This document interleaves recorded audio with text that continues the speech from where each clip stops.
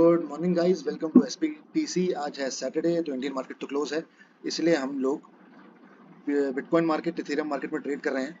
इन trades को जो record कर रहा हूँ मैं एक दो दिन, इसको फोकस देके या बिल्कुल एकदम ट्रेडिंग के हिसाब से रिकॉर्ड नहीं कर रहे हैं। हम रिकॉर्ड कर रहे हैं कि किस तरीके से ये मार्केट रिएक्ट कर रहा है, हमारी स्ट्रैटेजी पे और हमारी थिंकिंग के इस मार्केट के हिसाब से बैठ पा रही है उस बेसिस पे। तो टारगेट और एसएल जो है वो बहुत छोटे छोटे अमाउंट्स के हैं, जस्ट टू ट्रायल बेसिस पे। अब जैसे कि हमें पता है कि हम जो ट्रेड कर रहे हैं वो इथेरियम, तो उसके लॉजिक पे हम ये मान के चल रहे हैं बड़े टाइम फ्रेम पे एनालिसिस कि यहाँ पे है एक सपोर्ट जोन जो हम 1 आवर टाइम फ्रेम से मार्क करते आ रहे हैं। यहाँ पे रेजिस्टेंस था, यहीं पे सपोर्ट जोन, क्योंकि 1500 लेवल का राउंड लेवल भी है सपोर्ट जोन। और स्टॉक जो है, स्टॉक जैसे कि इथेरियम जो है वो डाउन ट्रेंड में है। डाउन ट्रेंड में जब आया यहाँ पे, तो यहाँ से इसने सपोर्ट लिया। अब ऑलमोस्ट 50% रिजेक्शन, ये जो 50% रिजेक्शन ऑफ फीबो है यहाँ पे है, पर यहाँ से वो तेजी से नीचे नहीं जा पाया। इंस्टेड वो कर ये रहा है कि यहाँ पे आया और यहीं रुका हुआ है, यहीं ट्रैवल कर रहा है। अब फर्क ये है कि सपोर्ट से अगर ये वैसे भी 50% से रिट्रेसमेंट पे नीचे आता तो भी हम सेल नहीं कर सकते थे, क्योंकि ये सपोर्ट से ऊपर जा रहा है। कुछ ना कुछ पैटर्न्स या और चीजें हमें कंफर्मेशन के लिए चाहिए थी। सेकंड चीज कि यहाँ पे ये किस तरीके से सपोर्ट से उठ रहा है, सपोर्ट से उठ रहा है और 50% जो डाउन साइड का लेवल है उसको क्रॉस नहीं कर पा रहा। इंस्टेड वो बना रहा है, देखा जाए तो एक डबल बॉटम पैटर्न। अब डबल बॉटम पैटर्न का अर्ली ब्रेकआउट थ्योरी के हिसाब से हम मान के चल रहे हैं कि ये एक ब्रेकआउट आया है, जिसमें 1 2 3 टचेस के बाद एक ब्रेकआउट आया। अब ब्रेकआउट भी आया, वो भी कैसे आया, जब स्टॉक यहाँ से उठा तो इंस्टेड ऑफ नीचे आने के बदले वो 0.3 लेवल ऑफ फीबो सपोर्ट का सपोर्ट लिया उसने 0.3834 पे फीबो लेवल के, और यही पुराना सपोर्ट जोन भी था ये रहा। यहीं से उसने उठ के एक ब्रेकआउट दिया डबल बॉटम पैटर्न का, जो कि सक्सेसफुल डबल बॉटम पैटर्न का ब्रेकआउट होगा ऊपर कहीं यहाँ। पर हम लोगों ने अर्ली एंट्री के हिसाब से यहाँ पे माना है कि ये ब्रेकआउट अच्छा है और इस पर हम ट्रेड करेंगे। अब इस ब्रेकआउट को ट्रेड करने के बाद जब स्टॉक नीचे आ रहा है, ये देखिए स्टॉक जब नीचे आ रहा है,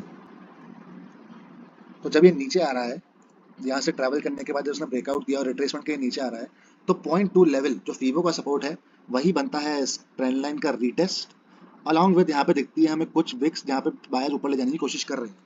अब सिर्फ कैंडल्स के बेसिस पे हम नहीं लेते, हम जाते हैं छोटे टाइम फ्रेम पे कि वहाँ हमें क्या दिखता है, उस अकॉर्डिंग हम ट्रेड लेते हैं।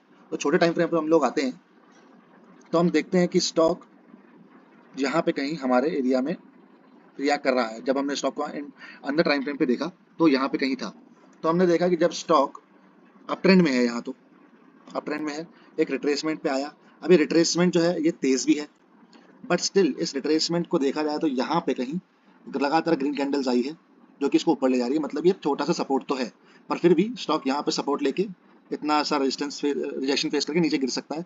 बट सेकंड टाइम जब नीचे आया वो बहुत तेजी से फिर से उसने लगातार ग्रीन कैंडल्स बनाई।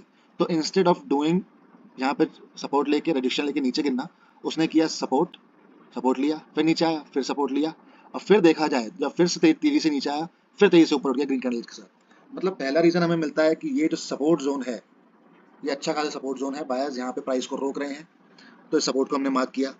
दूसरा रीजन कि यहाँ पे इंस्टेड ऑफ नीचे जाने के बदले वो ऊपर ऊपर ही ट्रैवल कर रहा है रिजेक्शन के बावजूद भी। तीसरा रीजन कि 1 2 3 टचेस जो रिजेक्शन इस ट्रेंड लाइन के, जिस ट्रेंड लाइन पे रिजेक्शन लेके वो फॉल कर रहा था उसको 3 टचेस हो चुके हैं। चौथा रीजन ब्रेकआउट विद वॉल्यूम। पांचवा रीजन ये ब्रेकआउट हमें मिला भी कैसे है, एक तो हम अप ट्रेंड में है, हमें जाना भी बाय साइड है, तो ये रीजन भी बहुत है हमारे लिए। पर स्टिल हम चेक करते हैं रिसेंट सपोर्ट से, तो ये मिलता है हमें 0.5 का रिजेक्शन। मतलब अप ट्रेंड में स्टॉक आया, स्टॉक अप ट्रेंड में आया, रिटेस्ट पे आया, सपोर्ट ले रहा था, एक triangle pattern, ascending triangle pattern का सक्सेसफुल ब्रेकआउट दिया, और वो भी दिया इस अप ट्रेंड के 50% रिजेक्शन जोन से। तो काफी सारे रीजन है हमारे साथ, हमारे पास बाय साइड बैठने के लिए। First target as per this हमारे पास होना चाहिए ये वाला।